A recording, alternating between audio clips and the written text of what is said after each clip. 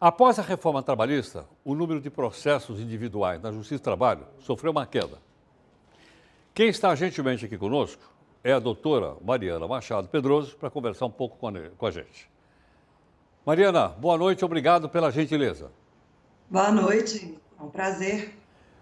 Mariana, é possível constatar realmente que depois da reforma, chamada reforma trabalhista, o número de processos caiu na Justiça do Trabalho? Então, o próprio Tribunal Superior do Trabalho, ele fez o levantamento desses dados estatísticos e observou dois momentos. O primeiro foi em novembro, logo na véspera da reforma trabalhista, que houve um aumento substancial na distribuição dessas ações, variando de 20%, 50%, até mesmo 90% aconteceu no Paraná. Então, todo mundo correu, todas as ações que estavam paradas para ajuizar foram lá e distribuíram antes da reforma. E houve também uma queda substancial aí já em dezembro, logo no primeiro mês da vigência da reforma trabalhista, né? Então, a gente tem tanto um aumento de ações que estavam represadas antes da reforma, quanto a queda logo depois da reforma. Agora, Mariana, na sua opinião, o que fez com que essas... Eu até te contar, a Record News é bem pertinho aqui no Fórum Trabalhista. E eu, às vezes, venho a pé por ali, eu via, tinha um monte de gente na porta do Fórum. Hoje, eu passo por lá, vejo pouca gente. Mas pergunto assim, o que será que desestimulou as pessoas a recorrerem à Justiça do Trabalho? Bom, na verdade, são dois fatos, né, que eu considero que são os principais. O primeiro deles é a insegurança jurídica que nós, advogados, estamos passando como vai ser o entendimento dos juízes em relação à aplicação dessa nova lei, né, da reforma trabalhista.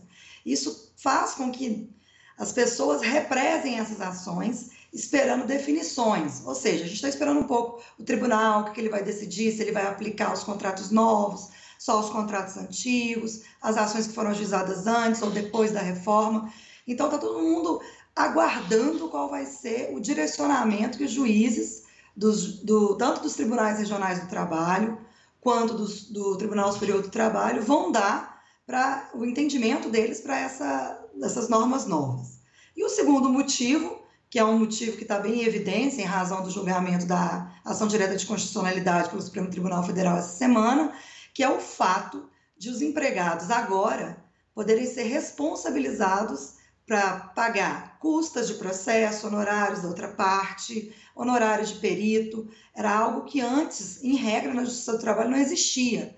E com uma observação, mesmo aqueles empregados que, porventura, estejam aí assistidos pela gratuidade judiciária, poderão, sim, ser compelidos a fazer esses pagamentos se, porventura, eles receberem alguns valores ou nessa ação ou em outra ação trabalhista, né? Então, eu acredito que isso tenha contribuído de uma forma substancial para que esses empregados atualmente pensassem se vão ou não demandar na Justiça do Trabalho. Creio que esses são os principais fatores. Mariana, suponha que uma pessoa entrou com ação na Justiça do Trabalho, perdeu e não tem como pagar. Ela responde com os seus bens ou não? Essa é a grande discussão. Teoricamente, algumas despesas, elas vão sim poder recair sobre patrimônio e outras não, tá? Especialmente em relação aos honorários sucumbenciais, que são os honorários da parte contrária do advogado, quem perde paga para o advogado da outra parte, você tem até 2 anos para conseguir cobrar esses honorários da parte que perdeu. Então, a gente está falando de 2 anos para saber se ela saiu daquele estado de miserabilidade jurídica que a gente fala. Ou seja, ela declarou lá no processo que ela não recebia mais do que 2 salários mínimos e que ela não podia demandar sem prejuízo do seu sustento e da sua família. Se em 2 anos o advogado da outra parte comprova que essa situação ela não existe mais, então esse empregado ele já está trabalhando, ele recebeu uma herança, qualquer coisa assim, ela pode sim executar esses honorários. Isso está específico em relação aos honorários. Em relação a honorários de perito, em relação a custas, são 2 outros momentos distintos. Custas processuais, muitas vezes vão ser condicionadas para o ajuizamento de outras ações, no caso do empregado não comparecer na primeira audiência da ação e essa ação ser arquivada. Então, para que ele possa, se ele não justificar em 15 dias o porquê que ele não compareceu, para ele distribuir uma outra ação, ele tem que provar que ele pagou as custas do processo anterior, tá? Isso em relação às custas. Em relação aos honorários, se ele não receber naquele processo ou em outro processo trabalhista, aí sim a União poderia ou seria obrigada a pagar esses honorários do perito. Entendo. Então, respondendo a sua pergunta, em algumas situações ele vai poder sim responder aí com o patrimônio dele, em outras já vai ficar limitado a isso, ao próprio ganho no próprio processo. Agora, Mariana, o advogado que orienta o autor da ação, né? Ele também responde solidariamente ou não?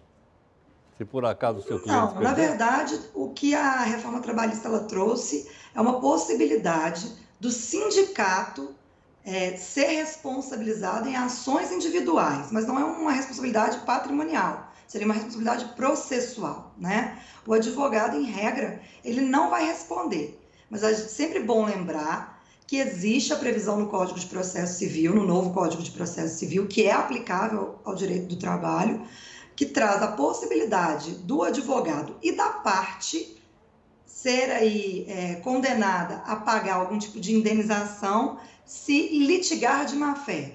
Então, o que é mais comumente visto é mentir em juízo, falsear a verdade, esconder documentos, fazer pedido que sabe que não tem direito, e por sua vez o advogado da empresa e o preposto da empresa, né, quem está lá respondendo pela empresa, também pode responder patrimonialmente, ou seja, indenizando aí o autor, no caso de falsear a verdade, esconder documentos, até uma recente decisão que saiu nessa semana, um juiz deu voz de prisão ao preposto da empresa, porque tinha uma mídia, ou seja, uma gravação desse preposto combinando comissões, e chegou no processo, ele negou e chegou em juízo, levou testemunhas que negaram, essas testemunhas saíram presas e o preposto foi ali condenado pessoalmente a indenizar o autor da ação, porque ele mentiu em juízo. Então, especificamente, para responsabilizar o advogado, tem que comprovar a má-fé. Tá certo. Mariana, muito obrigado pela sua gentileza, né? Pela sua explicação. Acho que, aos poucos, a sociedade brasileira como um todo precisa ter ideia do que aconteceu depois da reforma trabalhista, né? Do que mudou, do que implica isso, porque, obviamente, mexe com as relações de um lado e de outro. Muito obrigado pela gentileza mais uma vez.